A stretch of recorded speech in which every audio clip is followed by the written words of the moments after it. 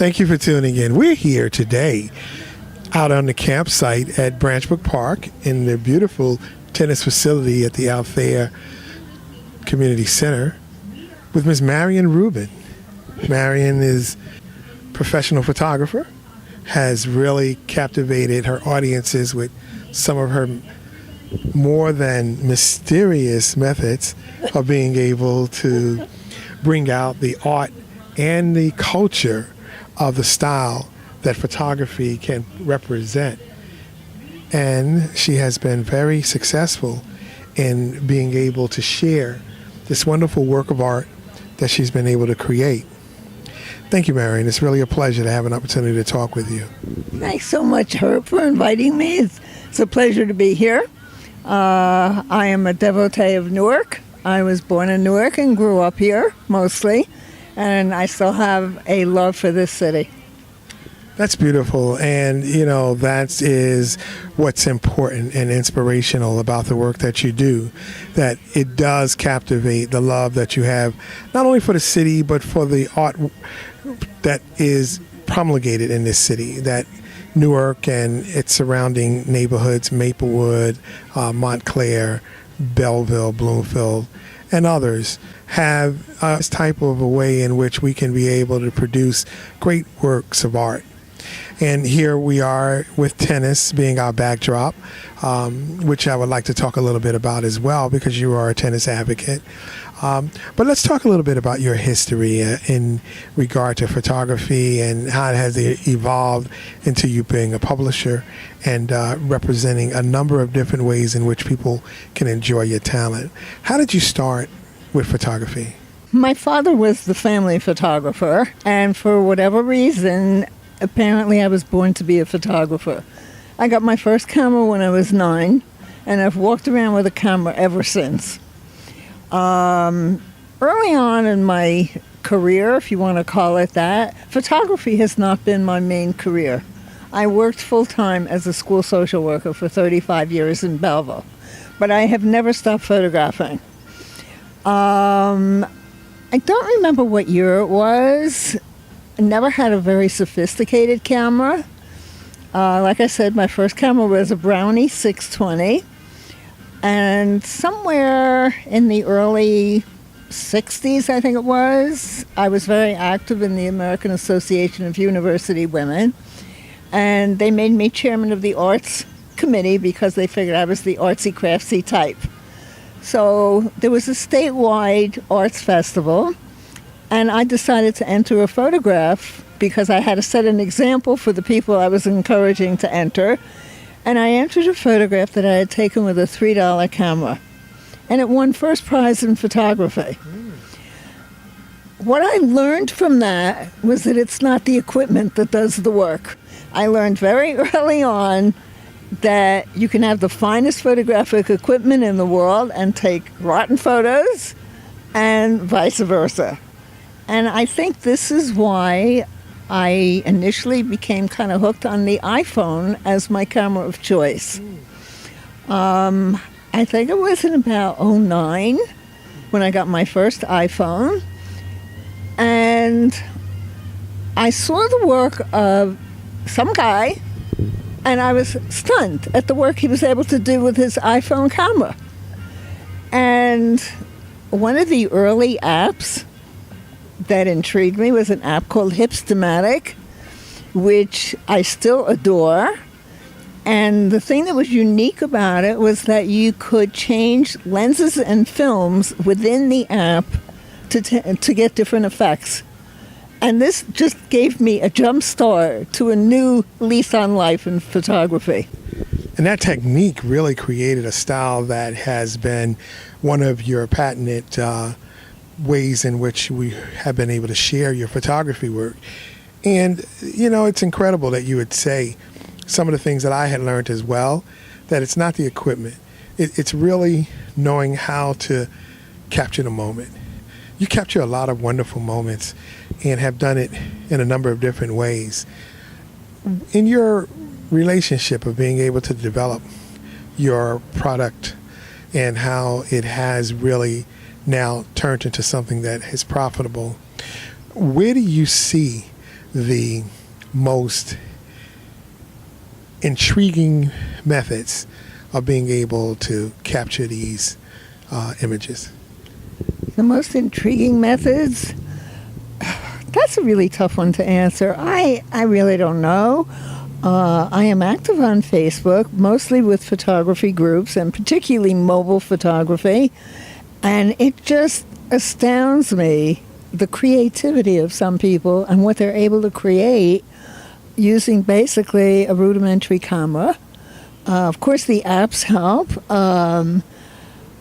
It just amazes me. There's an endless future. But I think there's an endless future in photography in general. I think you can go as far as your mind will take you. Let's talk a little bit about your background. What is it that gives you the marketing skill to know how to take your products and then make them available so that others can be able to appreciate them? You know, I don't really do an awful lot of marketing. I'm at a very fortunate place in my life. I am retired from my full-time career. And fortunately, I am financially stable, not wealthy, but I can exist.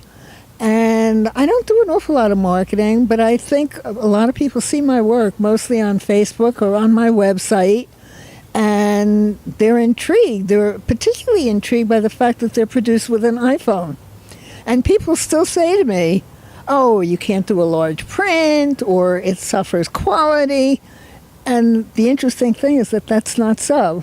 I enter competitions, I enter gallery shows, and they have no idea what kind of camera I use. They don't ask, and as long as the image is acceptable for their show and they like it, and I've won several awards, and that satisfies me. When you think about the ability to be able to identify a real good shot and do it with the expertise that you have, you also have found, and as you shared with us earlier, a method in which you can use the different applications that are available. When do you find it the time necessary to use an app to enhance your work? I post-process everything. I am never satisfied with just the original, whether I've taken it with an app or whether I've taken it with a native camera. But I always feel I can improve on it, and I have many apps. I have some basic apps that will sharpen, that will improve saturation or contrast. I almost always process something. Sometimes it's adding texture. Sometimes it's in the cropping. I'm never satisfied with almost never, I should say. The apps are fascinating. I find as much fun in the post-processing as I do in getting the shot. Thinking in terms of the ability to be able to know how to use the app, because there are a number of them, and if you're not really familiar with using them, then on a lot of your opportunities, it can ruin a particular product. Has that ever happened to you? No, because the original is always saved intact. I would never use an app that destroyed my original. But there are many times I've gone back to square one. I may have gone through several steps in post-processing and get it all done and say, not happy with this. It's either too much texture, maybe too much contrast. I make mistakes. But fortunately, the original is always there. The apps themselves, there's a learning curve. There is no doubt about it. You know, a lot of people think that you can open an app and go 1, 2, 3, and you have magic. And that's not necessarily so. Like anything else, you have to learn. And you do one step at a time, and you learn from your process. But I love the post-processing. To me, it's a miracle. I can make a flower look like a painting. I can add texture and make it look like an antique photo. And I try to make the processing fit the image, whether it's a portrait or a landscape. If you're tuning in, we're talking to photographer and book author Marian Rubin, who has been very supportive in our program week here, the tennis program that we have and has donated some tennis material. You're an avid tennis player yourself. Why did you get involved with the sport of tennis? That's a very interesting question. I was not interested in tennis as a youngster. I married a man who was a tennis player. And the marriage came with a membership at Berkeley Tennis Club. I was stuck with it. I automatically became a member. And so my husband thought he was doing me a great favor by getting me a few lessons with a highly esteemed pro by the name of Herman. And I have to tell you, Herb, I hated every minute. I hated it. I wanted no part of it. I didn't want to run around a court chasing balls. It made my hair frizzy. And then somehow or other, when my children were young, again, I think I mentioned before, I was always the artsy craftsy type. I got a job at a swim club teaching crafts, arts and crafts. And with that little job, it was a summer job, came a membership at the club. So my kids got camp, my husband got to play tennis, and it was a boon. It was a fabulous little summer job. So there were people that kept urging me to play tennis, but the women at the club wouldn't play tennis with me. I was a rank amateur. I was a real beginner. I could barely get the ball over the net. And then somehow or other, I started to play. And the better I got, the more enthusiastic I got. And I am competitive. I like winning.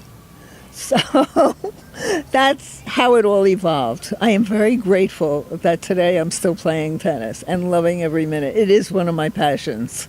One of the things that I noticed also, you're right, there's a progression. Once you start, it's almost like an addiction. I mean, like you want to find more. You got to get better, or you find out that maybe it's the ball that I'm using, or the racket, or the way I swing. And I agree with you in terms of how it captivates you and really wants you to get more involved. Now you are involved in recreational tennis, and you do a lot of activities in the clubs. What club do you spend your time with mostly? I'm a member at Center Court Club in Chatham, and basically I only play twice a week. I take a clinic one day, which is great. It gives me my exercise and works on we have drills for strokes, and my skills have improved. And then I play in a ladies round robin one day a week. Occasionally I'll play in another game if someone invites me to play. But my life is taken up with a lot of other things, including photography. I shoot every day. I can't help it. It's just who I am. You brought one of your books to share with us. Why don't we talk a little bit about the book that you have? Is this one of the newer books? This, I don't remember, a couple of years ago, 14 maybe. No, actually, this was done in 11. The interesting thing about this book is that I met some photographers actually on Facebook that I became very friendly with. On Facebook, never met them. They lived in Geneva, Switzerland at the time. Both husband and wife were photographers. He was a Norwegian, she was an American, but she worked for the U.S. Embassy. So one of their loves was to go to Venice for Carnival every year. And they kept urging me to go, and I was kind of nervous, and I didn't know these people. And somehow or other, one day, I decided to look up airfares, and next thing I knew, I actually met them for the first time on the train station in Milan. It was an amazing experience. But the thing that is also unique about this particular book is that they were all iPhone photographs also. Oh, really? Back in 11, yes. Let's see some of the... All right, let's see. We'll open... Well, this is my cover. Wow, this is a beautiful cover. Beautiful little girl, dressed as I called her Butterfly Girl. And she was actually shooting. Here are some photographs from Carnival. And the color, I mean, from an iPhone. Can you believe that? The texture, and it's really gorgeous. And you were able to reproduce it, yeah. This was with, I think, the iPhone 4S maybe, or the 3G. I'm now on an 8. So that tells you a little bit about the evolution. Yeah. And I do find that the camera on my new iPhone is sharper. Okay. But you can't tell it from here. Right. Well, I mean, it does have a very good clarity. I mean, here you have white on white. Let's go back to the white on white. And you can actually see the detail, of the kind of garment that they have on. Here it is. Here. Yeah, I mean, I know that we won't be able to display that in this presentation, but the detail of this particular shot is phenomenal, and especially coming out of an iPhone. And it's amazing how you were able to capture the moment in terms of the clarity of his expression, which is very unique. This was an incredible experience. Carnival in Venice is something, if you're a photographer, it's a must. It's got to be on your bucket list. Of course, you get up very, very early in the morning before dark, and it's freezing cold there then. It's freezing cold in Venice then. Yes, it's winter. This was February, and I don't think I've ever been so cold. And in the dark, you can fall over tripods if you're not careful. That's how many photographers are there. Is that right? As many as the performers. But it's such an amazing... The performers come out early in the morning to catch the early light, and that beautiful early morning light and the reflections off the water. Venice is magical. Do you find your work produced better when you travel, or is, shot locations really important? I think my work is about passion, and I don't think it matters where I am. It's about light, but it's also about connections. As I mentioned, I was a social worker. I have a social worker mentality. It's just who I am, and that I connect with people in that sense. And I think what you see in my work very often, particularly in portraits, is love. And I really think that that's key. I think it's the connection. I don't consciously pay that much attention to the light. I defy the rules sometimes. Sometimes it's a miss. But I shoot from the heart. And that's really what it's about. So you have something else to share with us? Let's see what it is. I wanted to show you one of my portraits. Okay. And what's unique about this is that I printed it on a recycled paper bag.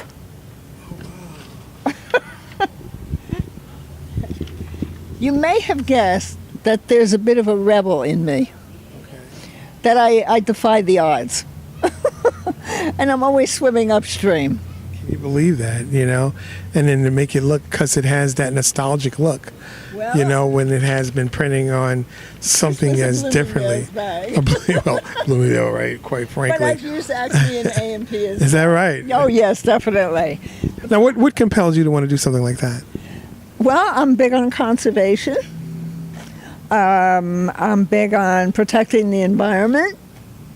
And I just thought it would be kind of unique to use all these paper bags that may not be recycled. I've actually exhibited some of these prints. Is that right? More than once, yeah. In this format? Yes, on a brown paper bag. Do you have framed it, or, Well, in order to see that it's on a paper bag, you really have to be able to see the back. Well, there are all those frames now that you could spin them and you put them in a little glass I case. guess, and you can see the back as well as the front. I should do that. But I submitted this to a gallery recently, and I actually sent him 2 prints. I sent him one on the brown paper bag and one that was a more traditional. I don't know which one he exhibited. I'd like to find out. Now, you have this one here. It looks like an oil painting in terms of, I'm talking about the ones in your portfolio. So this one, I mentioned that you can make it look like a painting. This is an app. I love doing this sometimes. It's just fun. And I did want to just show you a portrait. Okay. Because that's where my heart is. Now, all I have to do is find them. Oh, I want to show you one of Newark. Okay. Now, this design here is one that really shows something a little unique in terms of the rain and how it was dropping on the lens. This is called A Rainy Night in Newark. Okay. Rainy night in Newark. And actually, the drops were on my windshield. Okay. Wow. So basically, that's it. Okay. Well, that's really important that we did get a chance to see some of the ideas that you have been able to produce, and we appreciate that. It was really fun. And photography, as you can tell, is a passion. Shot from the heart. I really appreciate the inspiring moment that you're giving to us as we continue to develop ways in which we can really show the importance of art and culture and how it really reflects the style that we're presenting in this sport of tennis. We really appreciate your friendship and the opportunity to make an investment in what we're doing here.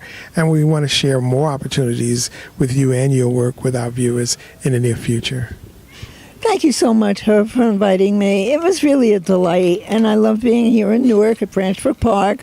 I was here 2 weeks ago to see the cherry blossoms, and my heart is still in Newark. Well, thank you so much. And it's very helpful for us to be able to have someone with your commitment to one of the art forms that I am very passionate about as well, and something that we need to encourage a number of our young people to be involved with. Thank you so much for this time. I appreciate it. Thank you. Thank you. It's been a pleasure. Okay. And thank you for tuning in.